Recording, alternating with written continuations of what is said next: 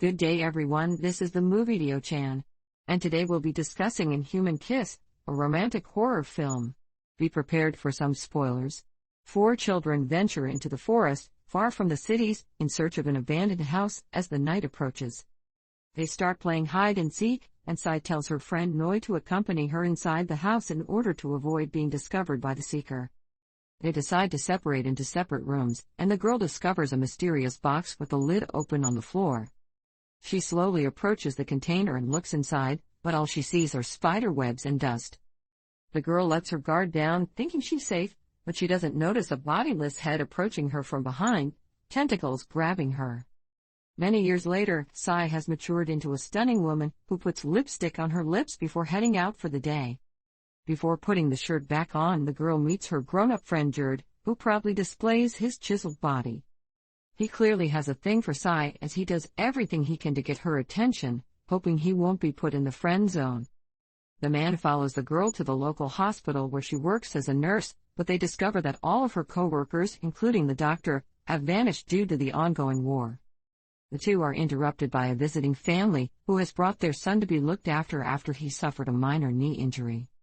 The mother claims that the neighbors witnessed a krasue, a demon with a flying head, eating their livestock at night. She advises them to lock the windows and doors before going to bed, but Sai finds it difficult to focus on their conversation because the girl appears to be distracted by the boy's wounds. Before retiring to sleep, the girl follows the woman in the hospital's instructions and locks the windows to protect herself from the krasue. She shuts her eyes and falls asleep, but her dreams are interrupted by strange visions of the abandoned house and the box inside. The girl wakes up unexpectedly, not feeling refreshed after the intense dream, to find her room in a shambles and the window has been opened. She starts to feel a peculiar sensation in her chest, which reveals a crimson scar beneath her clothes. Even more disturbing is the fact that her bedding are saturated in blood that is almost certainly not her own. Sai becomes highly concerned about what's happening to her, and tells Jerd to join her within the forest, where she saw the vision of the abandoned house inside her nightmares. They continue along the road into the woods, but darkness is approaching, and the young man is concerned for their safety as they proceed. They hear a footstep from afar and hastily flee, but it turns out to be their boyhood friend Noi, who has long since left their village. They run forward to greet their friend, but Jerd notices that his crush embraces the other man immediately once, leaving him conflicted because he detects a love triangle forming. Their reunion is cut short as a group of guys with firearms follows closely behind, and their leader does not appear to be the humanitarian type. The party enters the community and displays their head-filled cages, claiming to be krasue hunters from a nearby town. Tad, their leader, says that krasues are extremely hazardous since they arrive at night and destroy the village's cattle, before eventually devouring the inhabitants. Furthermore, the krasues can multiply rapidly since their saliva can infect other women, converting them into krasues like the monster. The locals are skeptical, particularly the village head, who also happens to be Sai's father, but the hunters simply ask the old man to let them stay until they have vanquished this evil for the people. The village head allows this for the sake of the residents' protection, because the guys in front of them are highly armed. Sai wakes up the next morning in shock, having had further visions, and vomits blood over the floor. She notices that the window is open once more, just as it was the night before, and that there is even more blood on her bed this time. Sai examines her clothes and notices that the red scars have grown in size, indicating that she is a krasue. Worse, she discovers that Jerd, along with many other villagers, has opted to join the hunting party. Noi tries to persuade Jerd to leave the group since the hunters are dangerous and violent, but Jerd refuses, arguing that it is the only way to protect Sai and those he loves about. The hunters continue scouring the town at night in search of the demon, and Sai begins to experience the sensation of metamorphosis once more. As the blood gathers around her neck, her veins turn crimson, and the girl's head detaches from her body, transforming her into a horrific monster. A sleeping neighbor awakens in the middle of the night to discover that her baby has vanished from the carriage, prompting her to sob anguishfully. The people run back to the hamlet, where they see a bright monster soaring across the sky, and the husband rushes to the demon hunters for assistance. Tad starts shooting at the floating head, attempting to kill the krasue, while ignoring the baby's existence. The demon appears to have departed from the location after they fired many bullets, and they are able to locate the woman's infant on the floor. Noi sees the krasue flying through the sky at the same time and begins racing after it, eventually arriving at Sai's house. Noi goes up the building to the window, concerned for the girl's safety, only to discover that the head belongs to Sai when the girl reattaches herself. Sai regains consciousness, but she soon finds that the guy she loves has witnessed her transformation, causing Noi to fall off the ladder. The girl sobs in misery, fearful that her love would reject her once she discovers her wicked secret. Meanwhile, Noi has sought sanctuary and wisdom from a rural monk who purports to know a great lot about the demon's origins. The male demons are known as krahangs, and these entities are said to exist in both genders. The first monsters were ordinary people who experimented with black magic, transforming them into terrifying night creatures. The monk recognizes that krasue is a significant figure in the young man's life and advises him to follow his heart in making decisions. Soon later, Sai begins to shift again as she struggles on the floor, but after hearing the monk, Noi decides to help his friend and delivers her a large number of chickens, allowing her to satisfy her hunger without being killed. The next day, Sai finds Noi and embraces him in tears, thanking him for helping her get through this ordeal and for accepting her despite knowing who she is. As they both fall in love, their friendship grows closer. The guy continues to feed the girl at night, shielding her from the hunters, and the krasue has not been seen in almost a month. The monk also provided Noi with valuable knowledge, telling him that there is a plant capable of temporarily halting a krasue's metamorphosis, but he has never seen it. Sai drinks a cup of tea and places it on the table one day while caring for a girl in the hospital. Her work is interrupted when Jerd phones and urges her to be very careful, as the krasue will be hunted down in full force tonight. They are unaware that Sai's patient is staring at the cup of tea on the table, which she intends to consume. The illness spreads swiftly, and the girl begins to change in front of her parents on the same day. The hunters arrive quickly and discover a decapitated body on the floor, while the demon hides beneath the table. After failing to remove the krasue by hand, Tad instructs his soldiers to shoot the thing mercilessly, and they fire multiple shots at the table, killing the girl. The family cries in pain as they see their only daughter die in front of their eyes, as the hunter rips the creature's heart out and laughs maniacally. The demon hunter begins to suspect Sai as the original krasue, because she was the only nurse working in the hospital that day, creating tremendous anguish among her friends. Furthermore, Sai feels terrible about the girl's murder and thinks that she, too, may be killed very soon. Noi comforts her and informs Sai that they might still be able to repair the problem since he discovered plants near the abandoned house that could temporarily stop her metamorphosis. They rush to the spot within the forest and discover the eerie edifice, which triggers horrible memories from the past.